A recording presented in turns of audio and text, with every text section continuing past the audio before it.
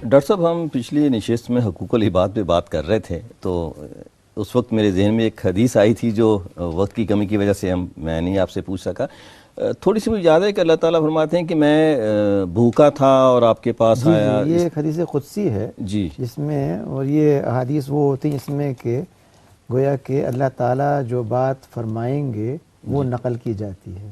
اچھا جی. تو اس میں یہ کہا گیا ہے کہ اللہ تعالیٰ یوم حشر میں ایک بندے سے پوچھیں گے کہ میں تمہارے پاس آیا اور میں بھوکا تھا یا میں ننگا تھا اور تم نے مجھے کوئی میرا مجھے کھانا نہیں کھلایا یا پانی نہیں پلایا، اس طرح سے. تو وہ کہے گا کہ یہ کیسے ہو سکتا ہے، اللہ تعالیٰ آپ سب کو دینے والے ہیں.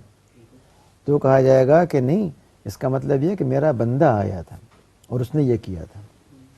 دیکھیے حدیث کا جو مفہوم بڑا واضح ہے وہ یہ کہ اگر کوئی بندہ کسی کے پاس جا کے سوال کرتا ہے اور ایک شخص کے پاس وسائل موجود ہیں اور وہ اس کی ضرورت پوری نہیں کرتا تو وہ اللہ تعالیٰ کے حکم کی خلاف ورزی کر رہا ہے.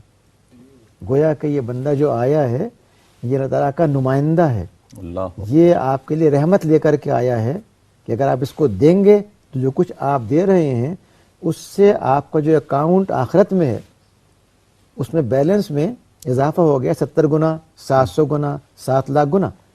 اگر آپ یہ نہیں چاہتے تو یہ آپ کی طرف سے ایک بہت ہی تنگ نظری کی علامت ہے اور حقوق ادا نہ کرنے کی علامت ہے. تو حدیث کا مفہوم یہ ہے کہ اللہ تعالیٰ کے بندے جو آتے ہیں ضرورت مند ان کی ضرورت کو پورا کیا جائے، اور یہ اس لحاظ سے ایک حقوق فرائض کی ایک اہم حدیث ہے. سر یہاں میں ایک سوال پوچھنا چاہوں گا. جی، ایک سوال میں کل سے سوچ رہا تھا، وہ یہ ہے کہ اگر دو لوگوں کا ہم کمپیریزن دیکھتے ہیں، ایک شخص ایسا ہے جو بہت عبادات میں آگے ہے مگر انسانیت کو وہ کسی کھاتے میں نہیں لیتا نا، اور جو دوسرا ہے وہ انسانیت میں حقوق العباد میں بہت آگے مگر وہ عبادات میں پیچھے. تو قیامت کے دن کس کا درجہ اونچا ہوگا؟ دیکھیے پہلے تو بات یہ سمجھ لیجئے کہ درجہ کا فیصلہ نہ آپ کو کرنا، مجھے کرنا ہے، اللہ تعالیٰ کو کرنا ہے. اس لیے سوال یہ نہیں ہونا چاہیے کہ اللہ تعالیٰ کیا کریں گے، یہ ان کے اوپر ہے، لیکن وہ چاہتے کیا ہیں. وہ چاہتے یہ ہیں کہ ان کے بندوں کی خدمت ان کو خوش کرنے کے لیے کی جائے. یعنی آپ محض بندوں کے لیے کام نہ کریں بلکہ جو کام بھی آپ کر رہے ہیں وہ ہو اللہ کے لیے، گو آپ اس کے بندوں کی خدمت کر رہے ہیں. گویا انسانیت کی خدمت اللہ کی بندگی کے لیے. جب آپ اس کو الگ کر دیں گے تو آپ اللہ کی بندگی نہیں کر رہے بلکہ آپ صرف انسانوں کی حاجت پوری کر رہے ہیں، اور اب یہ اس کے اوپر ہے کہ وہ اس کا اجر دے یا نہ دے. اس کی مثال ایسی ہے کہ ایک شخص مسلمان ہے، وہ نمازی پڑھتا ہے، روزہ بھی رکھتا ہے، حج بھی کرتا ہے، سب کام کر رہا ہے، اور ساتھ میں محلے کے غریبوں کو کھانا کھلاتا ہے، کپڑا پہناتا ہے. ایک شخص غیر مسلم ہے، وہ یہ سارے کام کر رہا ہے. تو عقل کیا کہتی ہے؟ عقل یہ کہتی ہے اس کو اجر ملنا چاہیے، لیکن قرآن یہ کہتا ہے کہ اللہ تعالیٰ کے نزدیک قابل قبول دین اگر کوئی ہے تو وہ صرف اسلام ہے.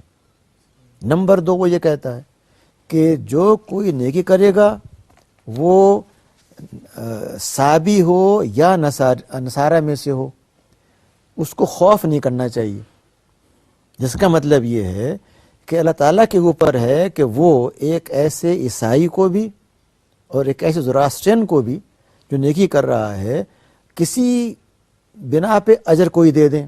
وہ اجر یہ بھی ہو سکتا ہے کہ اس کے عذاب میں کمی ہو جائے.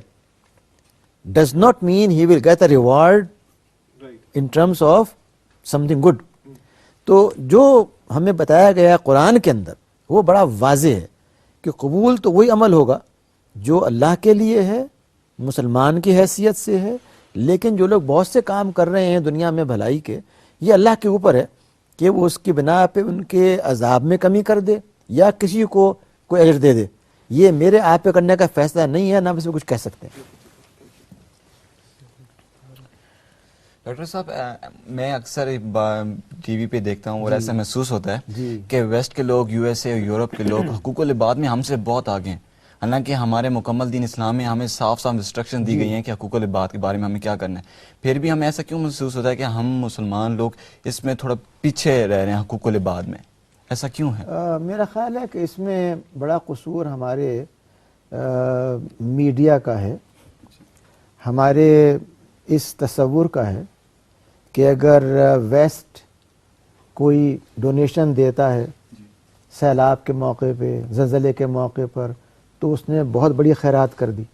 جبکہ آپ دیکھیں کہ ہمارے ملک کے اندر شاید ہی کوئی شخص ایسا ہو جو مالدار ہو زکوٰۃ نہ دیتا ہو، شاید ہی کوئی شخص ایسا ہو جو بازار سے گزر رہا ہو کسی کو اللہ کے نام پہ خیرات نہ کرتا ہو. اور جو حالیہ سیلاب ہمارے ہاں آئے، اس سے پہلے زلزلہ آیا، اس میں پہلے کون پہنچا؟ پہلے ہمارے اپنے افراد نے وہ سارا کام کیا. لیکن چونکہ ہم اس کو نوٹ نہیں کرتے، یہ دکھاتے ہیں کہ یو ایس ایڈ کا ایک ٹرک تشریف لا رہا ہے، یہ نہیں دکھاتے کہ لاکھوں پاکستان نے کیا کیا. ہمارے عوام نے، ہمارے نوجوانوں نے، ہمارے ڈاکٹروں نے، ہمارے انجینئروں نے سب سے پہلے کام کیا، لیکن اس کو ہم نے کبھی نوٹ نہیں کیا، نہ اس کی کوئی تشہیر ہوئی، جس سے تاثر یہ بنتا ہے. میں یہ سمجھتا ہوں کہ آج بھی اگر آپ دیکھیں تو جو علاقے سیلاب کے زد میں آئے، پنجاب میں، سندھ میں، سرحد میں، بلوچستان میں، ان میں مقامی افراد نے زیادہ کنٹریبیوٹ کیا ہے بیرونی امداد کے مقابلے میں. ایک بات یہ بھی سمجھ لیجئے کہ اسلام یہ چاہتا ہے کہ ہر وہ شخص جو اپنے آپ کو اللہ کا بندہ کہتا ہو، وہ اپنے دل میں اپنے بھائی کے لیے جگہ پیدا کرے، اس کی تکلیف کو ویسا ہی محسوس کرے. ایک حدیث میں یہ بات کہی گئی ہے کہ جب تک تم اپنے بھائی کو اس طرح نہیں سمجھتے کہ تمہارا جسم کا عضو ہے، ایک لمب ہے، اور اگر اس لمب میں تکلیف ہوتی ہے تو وہ قلب محسوس کرتا ہے، اس وقت تک ہم صحیح معنی میں مسلمان نہیں ہیں. سیرت پاک سے مثالیں ملتی ہیں اس بات کی کہ علیہ السلام افراد کے حوالے سے انتہائی رحیم، انتہائی کریم، انتہائی مدد کرنے والے ہیں ہر معاملے میں، اور یہ آپ چاہتے ہیں کہ کیا جائے. حتیٰ کہ بعض مواقع پر آپ ایک کرتا استعمال فرماتے ہیں، کوئی مانگتا ہے آپ اس کو فوراً حوالے کر دیتے ہیں. یہ جو اسلام کا ایک کلچر ہے، اسلام کی ایک روح ہے اور آج تک قائم ہے، ہم اس کو چونکہ پروجیکٹ نہیں کرتے، اس لیے ہمیں یہ تاثر ملتا ہے کہ ویس بہت کچھ کر رہا ہے، جبکہ مسلمانوں نے اس معاملے میں آج تک کوئی کمی نہیں کی. لیکن ڈاکٹر صاحب اس کا مطلب یہ ہوا کہ جو ایک ہم کہتے ہیں جی نیکی کا دریا میں ڈال، تو یہ اب نیکی کر اور پریس میں ڈالنی چاہیے، پھر وہ ریاکاری میں آ جائے گی؟ نہیں، پریس میں بالکل نہ ڈالیں آپ، لیکن پریس کو چاہیے کہ وہ بھلائی کی بھی اطلاع کبھی کبھی دے دیا کرے. وہ ہمیشہ دیتا ہے خبر اسی کی جس سے آپ کو صدمہ ہو، پریشانی ہو. وہ یہ نہیں دکھاتا کہ پاکستان کے عام عوام کتنا کنٹریبیوٹ کرتے ہیں بہت امیروں کے مقابلے میں. میں اس بات کا قائل ہوں کہ پاکستان کے مسلمان، ایک غریب آدمی جو مسجد میں نماز پڑھنے کے لیے جاتا ہے، وہ جب صف میں بیٹھا ہوتا ہے جیب سے نکال کر کے اگر 10 روپے بھی دیتا ہے تو وہ اس سے افضل ہیں جو کوئی آدمی 50,000 روپے دیتا ہے. گویا کہ ہمارے ہاں یہ روح موجود ہے، صرف اس کو ضرورت ہے ایجوکیٹ کرنے کی، انکریج کرنے، ریکگنائز کرنے کی، جو ہم نہیں کرتے. اچھا، ایک میرا تھا کوشچن کہ قرآن کی ایک آیت کا مفہوم ہے کہ ماں کے پیر کے نیچے جو ہے جنت ہے، مطلب یہ کہ ماں کی خدمت کریں تو ہمیں جنت ملے گا. اس میں یہ نہیں ذکر کہ مسلمان ماں یا نان مسلم، مطلب کوئی بھی ماں ہو سکتی ہے، تو نان مسلم ماں اور بیٹا کے کیس میں کیسے یہ اپلائی ہوتا ہے؟ دیکھیے، پہلی بات تو یہ کہ یہ حدیث ہے، یہ قرآن کی آیت نہیں. اچھا، حدیث، سوری. دوسری بات یہ ہے کہ ایک حدیث میں یہ آتا ہے کہ آپ سے ایک صحابی نے پوچھا کہ مجھ پر کس کا حق زیادہ ہے؟ صحیح. آپ نے 3 مرتبہ یہ بات فرمائی کہ ماں کا حق، اس کے بعد کہا باپ کا حق. ایک حدیث میں یہ آتا ہے کہ حضرت معاویہ کی اہلیہ جو اس وقت تک مسلمان نہیں ہوئی تھی، وہ آئیں تو ان کی بیٹی نے جو اپنے ان کی صاحبزادی نے ان کے لیے اپنا پلنگ پیش کیا بیٹھنے کے لیے، اور بعد میں یہ بات رسول اللہ علیہ وسلم کے علم میں آئی تو آپ نے خوشی کا اظہار فرمایا، نازک نے فرمایا۔ اچھا، اس کا مطلب یہ ہے کہ ایک خاتون اگر اس وقت اسلام نہیں لائی ہے پھر بھی ماں کی حیثیت سے اس کی اکرام، اس کا عزت، اس کی عزت کرنا اولاد کے اوپر فرض ہے۔ پھر یہ دیکھیے آپ کو قرآن پاک نے جو بات کہی ہے کہ ماں باپ کی اطاعت کرو بالکل، جب تک کہ شرک کا حکم نہ دیں۔ جب تک شرک کا حکم، اس کا مطلب یہ ہے کہ مسلمان شرک کا حکم نہیں دے گا۔ ممکن ہے کہ ایک ماں باپ میں سے ایسا ہو ابھی تک مسلمان نہ ہوا ہو بالکل، اور آپ اس خدمت کر رہے ہیں اور وہ کوئی ایسی بات کہے، اس لیے اس کا پورا امکان ہے کہ ایک مشرک ماں چونکہ ماں ہے اس بنا اس کا احترام کیا جائے گا، ساتھ میں اس کی دعا بھی کی جائے، کوشش کی جائے کہ مسلمان ہو جائے، اور عین ممکن ہے کہ ایک اولاد کے طرز عمل سے متاثر ہو کر کے وہ اسلام لے آئے۔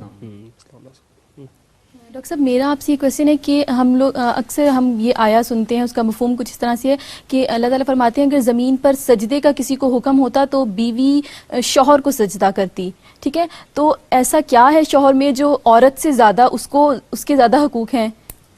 مرد کے حقوق کس طرح سے تحقیق کرنے کی ضرورت ہے بالکل کہ اس حدیث کا درجہ کیا ہے محدثین کی نگاہ میں، صحیح، لیکن جو چیز قرآن و حدیث سے ہمیں نظر آتی ہے وہ یہ ہے کہ چونکہ ایک شوہر خاندان کی ذمہ داری سنبھالتا ہے، آپ اس کو ذمہ داری تو دیں، اختیار کوئی نہ دیں تو نظام نہیں چل سکتا۔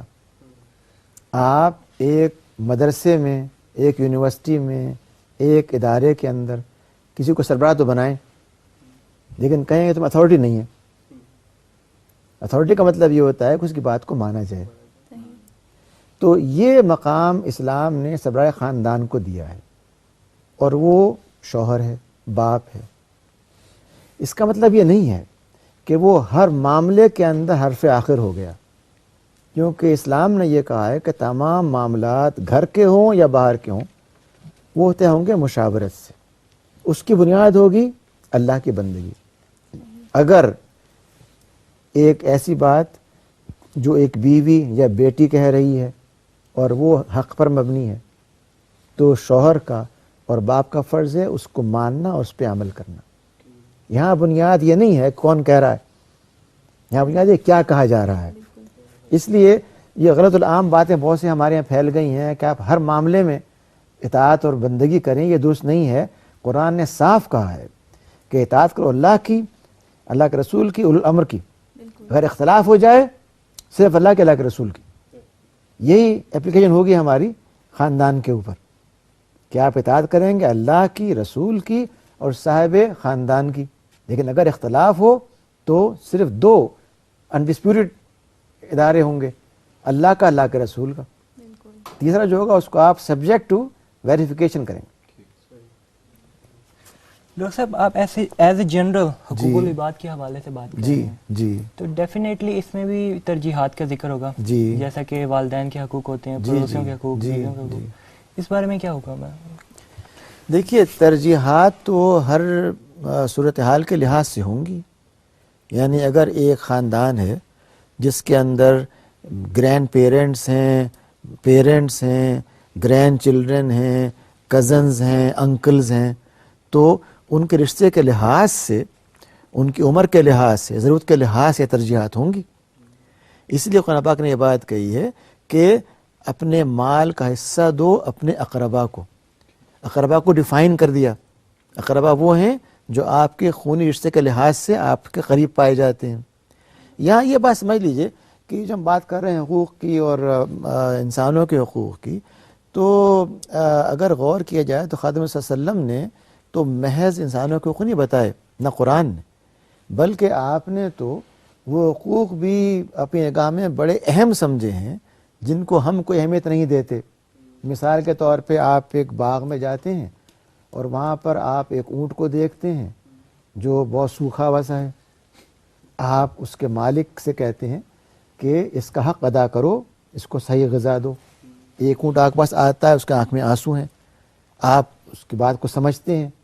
گویا کہ بات انسانوں کے حقوق نہیں ہے، حقوق العباد کی محض نہیں ہے کہ انسانوں کے حقوق مردوں کے عورتوں کے حقوق، بلکہ اسلام تو علم بردار ہے ہر کسی کے حقوق کے ادائیگی کا بشمول حیوانات اور پرندوں کے. ایک حدیث میں یہ آتا ہے کہ اللہ تعالیٰ کے حضور یوم قیامت علیہ الصلوۃ والسلام اس چڑیا کے وکیل ہوں گے جس کو اس نے برادت مار دیا. آپ دیکھیے رحمت کا عالم کہ ایک پرندہ جس کو ہم شوقیہ مار دیتے ہیں، آپ اس کے وکیل ہوں گے کہ مجھے کیوں مارا گیا. تو یہ جو حقوق ہیں یہ بڑے حد تک اتنے وسیع ہیں کہ اس میں انسان نہیں بلکہ حیوانات بھی شامل ہیں. ڈاکٹر صاحب کچھ لوگ انسانیت کا لفظ استعمال کرتے ہوئے اس طرح سے آگے بڑھ جاتے ہیں کہ وہ نماز روزے کو بھی بہت کوئی خاص اہمیت نہیں دیتے اور کہتے ہیں کہ جی ہم انسانیت کی خدمت جو ہے وہ اصل مقصد ہے بندے کا. اور ایک سیکولر پوائنٹ آف ویو بھی ہے اسی حساب سے کہ جی انسانیت کی خدمت جو ہے وہی اصل چیز. مجھے یہ بتائیے کہ ہمارے لیے معیار اور ماڈل کیا ہے خدمت انسانیت کا؟ آپ کی ذات حضرت والسلام کیا کرتے ہیں؟